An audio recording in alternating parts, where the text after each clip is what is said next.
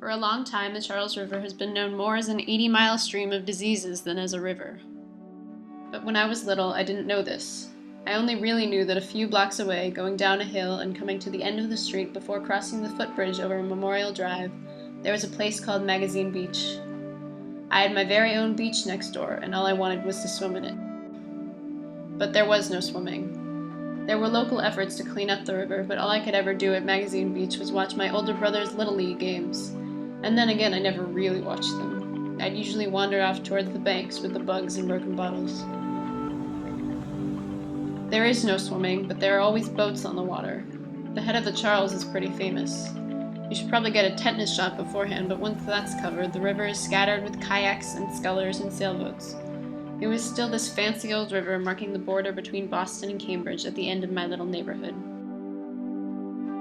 I realized at some point that I was a terrible swimmer. I never seemed to breathe right with my head underwater. So I did try rowing. It was alright, but I was slow, and I don't think I was ever good enough to make a habit of it. And I knew by this time that if I capsized, I'd have to shower longer than usual when I got back home. Boston's dirty river is now clean enough to swim in on some dry days, and you'd think I would have jumped in the first chance I got. But in the past couple years, long after my brother graduated from Little League, I haven't been to the river much at all.